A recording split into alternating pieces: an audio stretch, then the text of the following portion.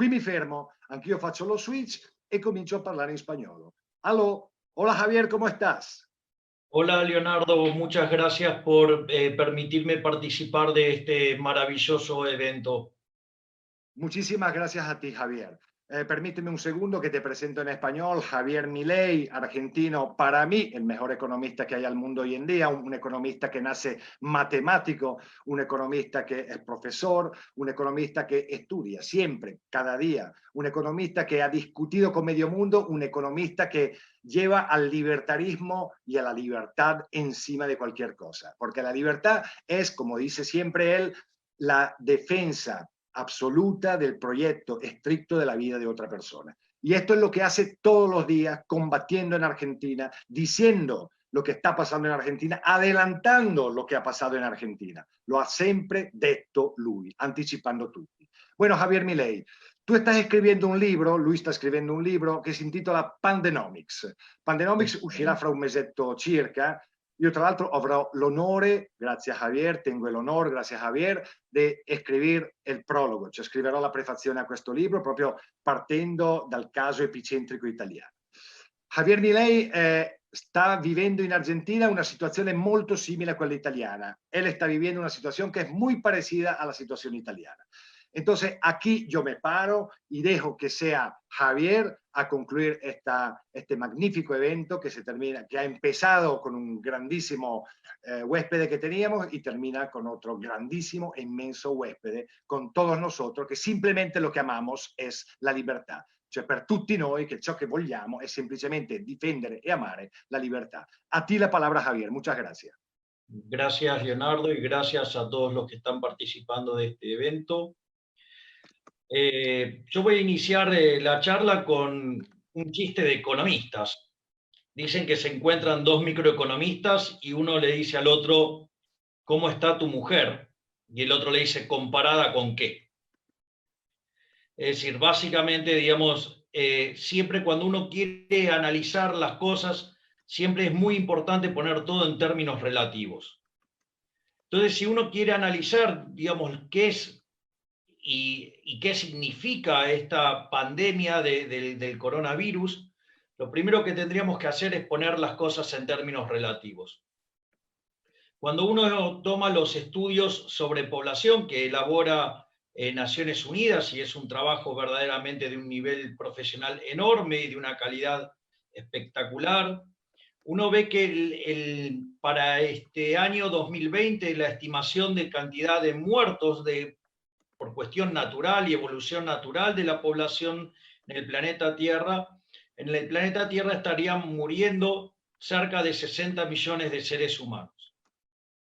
60 millones de seres humanos significa que estarían muriendo por día 165.000 personas. El coronavirus tardó 105 días en alcanzar ese número. Es decir, tardó 105 días en alcanzar ese número. Por lo tanto, digo, eso ya, digamos, daba una sospecha de que las cosas no estaban, digamos, por un buen número. Y después otra de las cosas que también utilizaron la Organización Mundial de la Salud y los infectólogos, y en especial los políticos, para sembrar el terror, fue la idea de que nos íbamos a encontrar con un evento similar a lo que fue la peste española. Para tener una idea de lo que fue la peste española, que tuvo una primera fase, digamos, durante 1918, otra en 1919 y terminó en 1920, la peste española infectó a 1/3 del planeta. Es decir, en términos de hoy, estaríamos hablando de 2.500 millones de seres humanos. Si uno toma los infectados que hay hoy por coronavirus, no llegan a los 8 millones. Es una desproporción enorme. Lo otro que sucedió es que la tasa de letalidad de la peste española fue 6%. Entonces, 6% en 1/3 de la población significa que murió 2% de la población de aquel momento. Concretamente, murieron 39 millones de personas.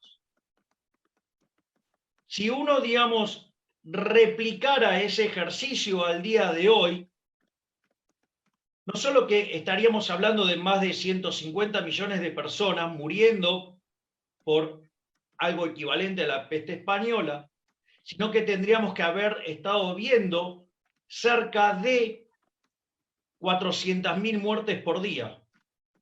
Y cuando hoy uno mira los números de muertos por COVID, lo que uno está observando es que el número se está encontrando un techo en torno a los 500.000.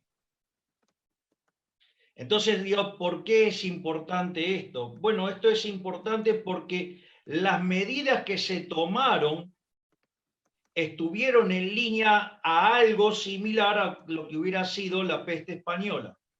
Y eso, digamos, queda muy bien documentado en un trabajo de Robert Barro, que básicamente estima el impacto económico de si el COVID-19 se pareciera a la peste española. Concretamente, en el estudio econométrico que propone Barro y dos colegas, básicamente lo que hace es estudiar el crecimiento durante el siglo XX y teniendo un foco sobre lo que tiene que ver la Primera Guerra Mundial, la peste española y la Segunda Guerra Mundial. Básicamente, ¿por qué? Para asimilar el tipo de shock. ¿Por qué? Porque nos encontramos frente a un shock que retira personas del mercado de trabajo.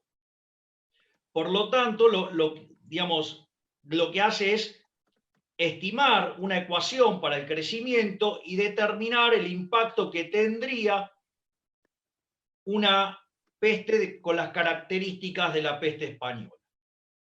En ese sentido, cuando luego de estimar esto, digamos, calcula cuánto debería moverse la economía a la luz de una pandemia que se asimile a la peste española. Y ahí determina que el producto per cápita debería estar cayendo 6%, o, digamos, el consumo per cápita debería estar cayendo 8%, y a la luz, digamos, de que la población, digamos, crece 1%, y acá esto implicaría una retracción de 2%, el PBI, digamos, estaría cayendo 7%. ¿Por qué es muy importante esto? Porque ese nivel de caída del PBI estaría asociado a un shock de las características de la peste española. Sin embargo, como estamos viendo, los números de la peste española son por lo menos 300 veces más grandes que los que tenemos del COVID. Es decir, hay un despropósito en las medidas y en las cuarentenas adoptadas en el mundo a la luz del daño que podía causar el COVID. Entonces, ¿qué es lo interesante de este trabajo? Que cuando uno analiza las estimaciones del Fondo Monetario Internacional en el World Economic Outlook del mes de enero, todavía sin contemplar los efectos del COVID-19, se esperaba que el mundo se expandiera o creciera un 3,5%. Cuando ustedes revisan las estimaciones del Fondo Monetario Internacional en el mes de abril, cuando corrige sus números y contempla lo que corresponde a la pandemia, llega a un número negativo en 3,5 puntos. Es decir, que esa estimación que hace el Fondo Monetario Internacional, país por país, guarda una relación muy importante con lo que ha estimado Barro. Entonces, lo primero que tenemos que tener en cuenta es que la sobrereacción que se tomó en el diseño de cuarentenas es 300 veces más grande de lo que correspondía, y por lo tanto se causó un daño económico sobre el mundo enorme. Para ponerlo en términos numéricos, básicamente durante el primer trimestre del año, básicamente se perdieron 4,5 horas de trabajo, lo cual equivale a perder 130 millones de puestos de trabajo. Ese número en el segundo trimestre trepó a 10,6, motivo por el cual se perdieron 305 millones de puestos de trabajo. No solo eso, sino que además el salario promedio en el mundo cayó 60%. Es más, lo que ustedes tienen es que en la composición del trabajo en el mundo, el 62% de los trabajadores son trabajadores informales. En el segmento de trabajadores informales, 47 puntos de esos 62 fueron afectados muy severamente por las decisiones de cuarentena, las decisiones de cerrar la economía, de las decisiones de cerrar el funcionamiento de la economía. En ese contexto, de hecho, los trabajadores informales, que un 25% estaban en condiciones de pobreza, saltaron a 60%. La cantidad de pobres extremos en el planeta Tierra saltaron de 5 a 15%, es decir, convirtieron en pobres a 750 millones de seres humanos más. Eso tuvo como consecuencia que durante 90 días van a estar muriendo 300.000 personas de hambre. Es decir, que el remedio terminó siendo peor que la enfermedad, porque las decisiones tomadas en términos de cuarentena han asesinado a 27 millones de seres humanos. Y no solo eso, sino que también ha impactado sobre los niños, porque un estudio de UNICEF muestra que hay 100 millones de chicos que como consecuencia de las decisiones tomadas en términos del coronavirus y del aislamiento, básicamente hay 100 millones de chicos que no van a estar recibiendo las vacunas. Por lo tanto, cuando uno mira el daño que se ha causado, está en absoluta desproporción con lo que se tenía que evitar. Entonces, ahí surge una cuestión muy interesante y que yo, digamos, o sea, si bien estuve sin imagen, estuve escuchando todas las presentaciones, las cuales me parecieron sumamente interesantes, y el tema es, ¿qué es lo que se ha hecho desde el poder? Digamos, el vínculo entre lo que es la pandemia y el socialismo. Es decir, el uso de la pandemia como un intento de imponer una mayor presencia del Estado. Concretamente, si ustedes revisan la obra de Michel Foucault en el libro Vigilar y Castigar de 1975, tiene un capítulo que se llama La disciplina. Y justamente explica el caso de una sociedad, cómo es regulada en el caso de una peste. Y entonces el punto central es cómo logran los estados lograr esto. ¿Cómo lo hacen? ¿Cómo pueden llegar a esto? Básicamente, la forma que tienen para lograrlo es infundiendo el terror. Es decir, básicamente lo que hacen es aterrar a la gente. Si ustedes, y esto ha pasado en todas partes del mundo, todo el tiempo tenían como una suerte de contador en tiempo real de la cantidad de personas que iban muriendo en el mundo a causa del coronavirus. Pero en ningún momento se permitía poner el dato en relativo. Lo cuento con el caso argentino. En estos días están espantadísimos porque murieron más o menos entre 25 y 30 personas por día. De modo natural en Argentina mueren 1.000 personas por día. Están alterados porque las muertes por coronavirus están un poco arriba de los 800 casos acumulados y en 90 días de cuarentena Argentina se murieron 90.000 personas. Y entonces la pregunta es, y ahora voy a ir más sobre el caso argentino porque tiene algunas cuestiones muchísimo más complicadas. ¿Por qué, digamos, a pesar de estos números, En el caso argentino aplica la cuarentena más larga del mundo y la más intensa. En el caso concreto de Argentina hay un intento abierto de imponer el socialismo. Es decir, Argentina está viajando hacia una solución directamente cubana. No ya ni siquiera es Venezuela, es la solución cubana. ¿Y cómo funciona esto? Porque también acá hay una cuestión adicional que tiene que ver el análisis de la cuarentena como un delito de lesa humanidad que queda tipificado en los delitos de lesa humanidad dentro de la lógica del Estatuto de Roma de 1998. Los tres derechos básicos son el derecho a la vida, el derecho a la libertad y el derecho a la propiedad. El punto es que cuando existe un ataque sistemático sobre el derecho de propiedad, aparece un problema que es el problema de la sustentación.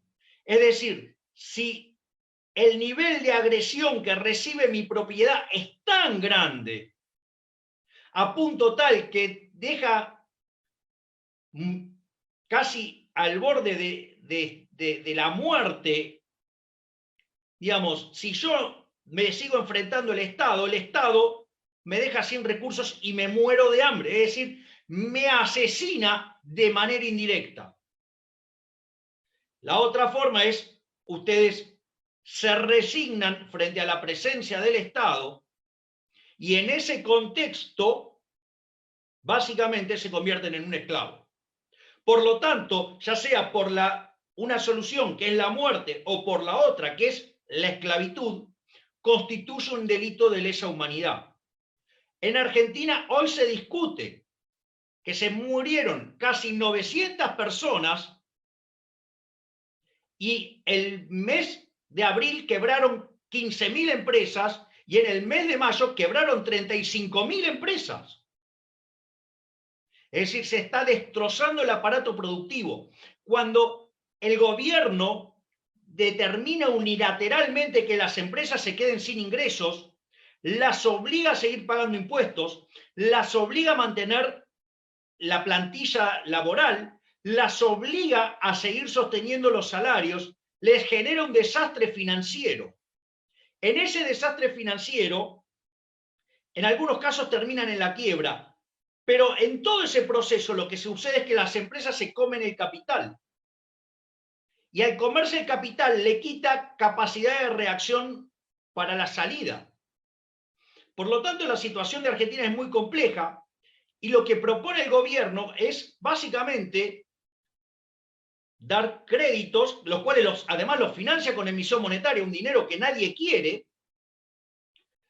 y una vez que entrega ese dinero, después le dice a las empresas que a cambio de ese dinero les va a pedir participación de las empresas. O sea, una cosa nunca vista, es decir, les cambia las condiciones una vez que después de darle el dinero. Por lo tanto, lo que uno está viendo en el caso argentino es un claro intento de avanzar. De hecho, bueno, ya están empezando las expropiaciones de empresas. Hace una semana fue una empresa cerealera. Ahora, digamos, como la TAM decidió irse de Argentina porque no le permitieron negociar los salarios a la baja, están viendo la posibilidad de expropiarle los aviones. Bueno, y lo que uno ve es que en Argentina la cuarentena se usa como un mecanismo de represión. Y con esto voy cerrando mi exposición. Concretamente, cuando la izquierda va y hace manifestaciones por los problemas raciales, ni el gobierno de la ciudad, ni el gobierno nacional, ni el gobierno provincial hace quejas. Ahora, es decir, que cuando se quejan los vagos que no trabajan, no hay problema, se les da más dinero.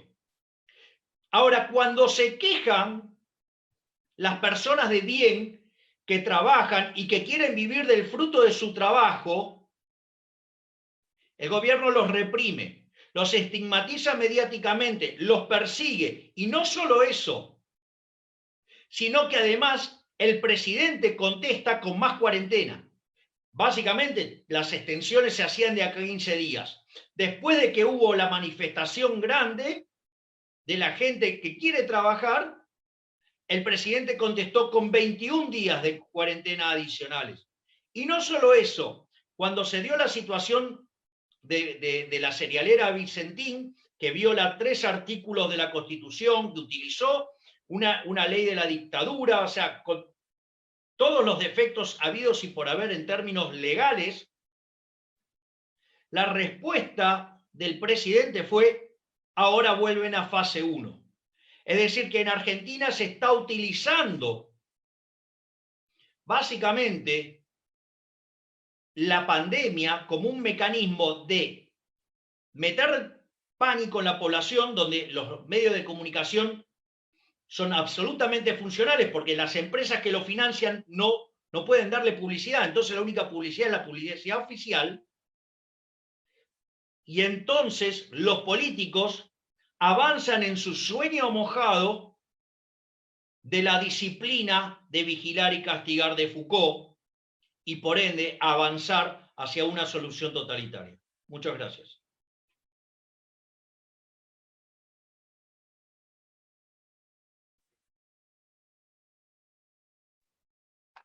Muchas gracias. Aquí estoy, termino la última frase.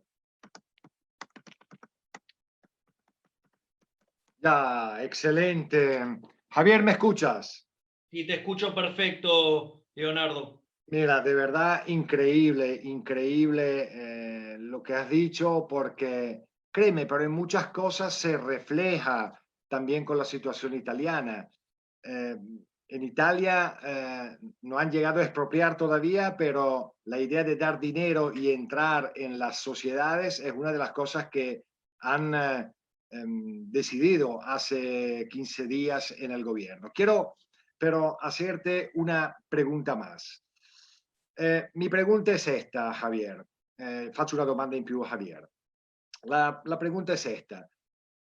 Me ha gustado mucho de que tú hayas subrayado la cuestión relativa al avanzar del socialismo, porque este me parece el gran problema. Y el COVID parece ser un arma nueva que los gobiernos están utilizando. Tú que eres un gran luchador por la libertad, luchas por la libertad en todos lados. ¿Estás de acuerdo de que este avance del socialismo, sobre todo en el mundo occidental, okay, sobre todo en los mismos Estados Unidos con Black Lives Matter, por ejemplo, es contundente? Y te pregunto, ¿cómo hay que hacer para combatir este avance? ¿Cuál es la solución que todos los libertarios se preguntan?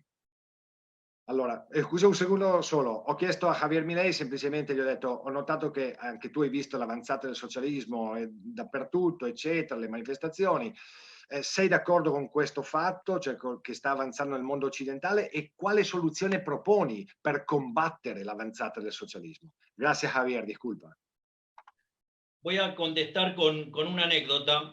Digamos, por cuestiones de edad, no he tenido el honor y el placer de ser alumno de Milton Friedman, pero dicen que Milton Friedman a los estudiantes extranjeros solía volverlos locos, literalmente, preguntándole datos de los países de donde ellos venían. Y la consigna siempre de Milton Friedman, heredada de su profesor en Brown de econometría, Homer Jones, era primero los datos. Lo primero que uno tiene que hacer para enfrentar a esta gente es los datos. Primero los datos. Es decir, siempre con los datos. No pueden resistir los datos. Es decir, la consigna es siempre primero los datos. O sea, hay, digamos, una cuestión esencial que es los datos. Si hay algo que me ha permitido salir airoso de todos los debates que me ha tocado tener en los distintos lugares, es siempre los datos. Es decir, entonces, cuando ustedes ponen las las cosas en términos numéricos, eso, digamos, básicamente para los socialistas es un problema muy grande, o sea, es un problema verdaderamente muy grande. Ese tipo de cuestiones yo la abordo en lo que se llama la superioridad del capitalismo. O sea, yo tengo 3 argumentos en favor del capitalismo, y el primero es un argumento numérico. Entonces, básicamente, por lo tanto, el primer abordaje es un abordaje de índole numérico. Los datos duros y crudos. La primera instancia de la ofensiva. La segunda instancia de la ofensiva, y que para mí es el eje central de la batalla, es la cuestión moral. Hay un libro maravilloso de Hayek que se llama Democracia, Igualdad y Socialismo, que básicamente son 3 conferencias. En la primera habla de la democracia ilimitada, en la segunda habla es el artículo del atavismo de la justicia social, y el tercero es sobre socialismo. Pero es muy interesante la argumentación en ese plano, en esa conferencia, en esa charla, porque básicamente lo que dice es: la discusión no solo tiene que ser en el plano positivo, que es lo que el anterior, básicamente los números, sino la discusión moral, la discusión normativa.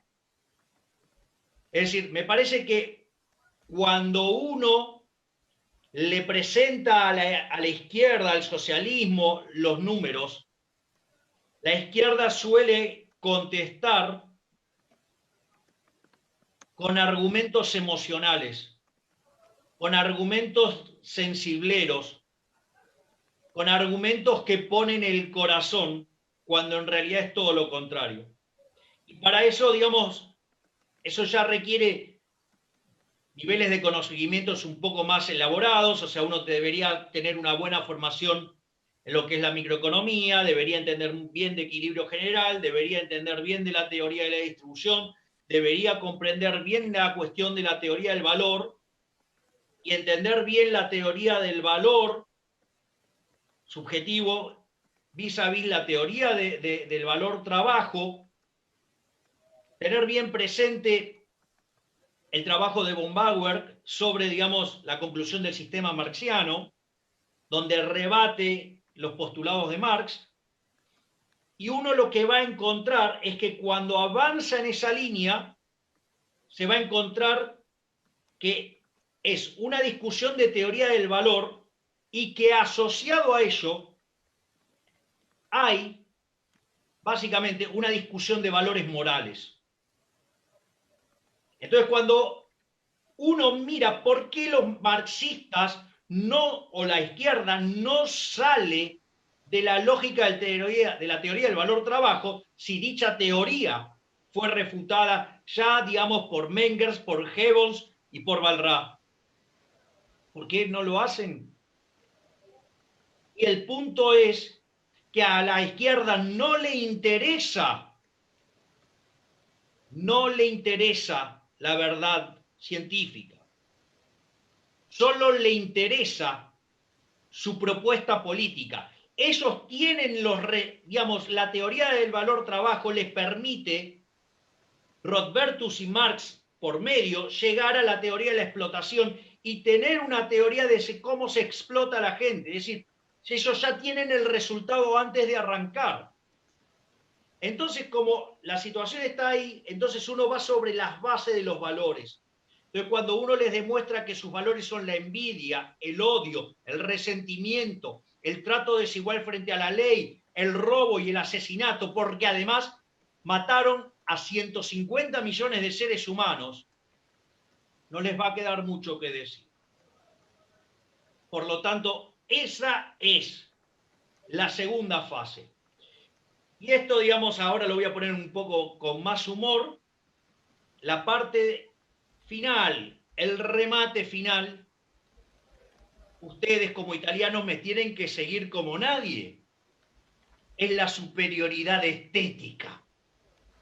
Miren una Ferrari, miren un Lamborghini, miren un Maserati, miren lo que era el Lada, miren lo que era el Dacia. Es decir, hay una superioridad estética. Por lo tanto, me parece que esos son los pilares, al menos de cómo yo enfrento la batalla cultural.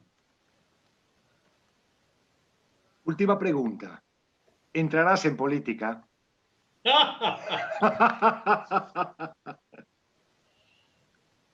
Yo creí que me ibas a preguntar algo más divertido. Es que te queremos, eres un ejemplo.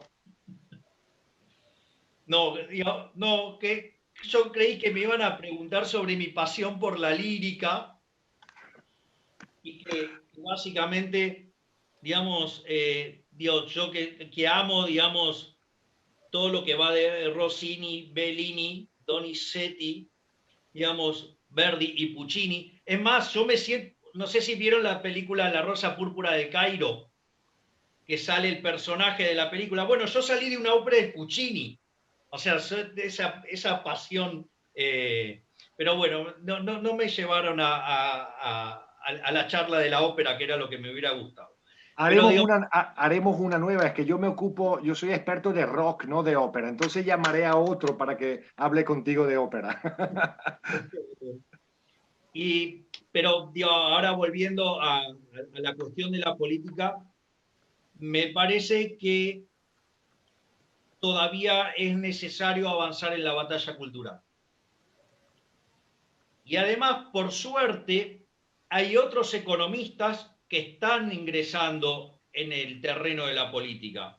Por lo tanto, una de las cosas que yo estoy haciendo es seguir dando la batalla cultural y dar apoyo a todos los liberales que se están metiendo en el barro de la política, porque digamos, cuando uno se mete en la política no sale más limpio, nunca.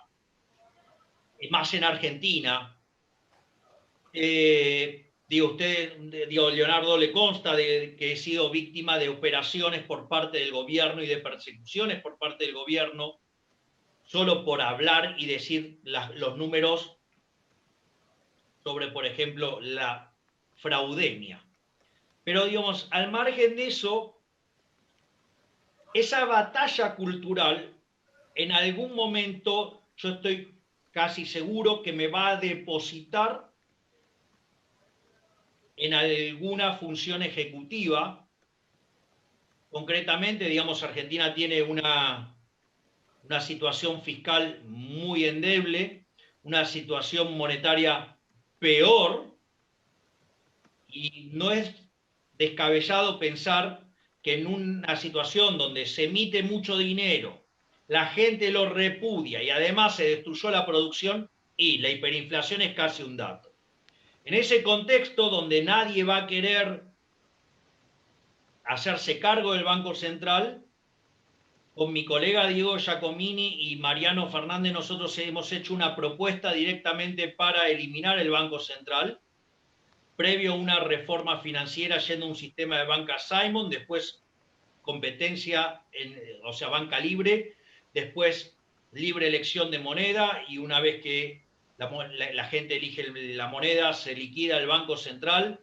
Y es más, o sea, además voy a hacer destruir el edificio del Banco Central para que queden las ruinas de un edificio, de una institución que le causó tanto daño al país, porque cada vez que la tasa de inflación pasó el 20%, perdimos un punto 58 de crecimiento, y si no fuera por esa institución nefasta, Argentina hoy tendría un PBI per cápita similar al de Estados Unidos. Por lo tanto, si esa situación se llegara a dar tan extrema y que yo cerrara el Banco Central y de esa manera desapareciera un flagelo que ha atormentado a la Argentina durante 75 años, básicamente la política me va a venir a buscar a mí. O sea, frente a ese logro, no tengo dudas que la política me va a arrinconar contra las cuerdas y muchas chances de hacer algo distinto no voy a tener. Un segundo.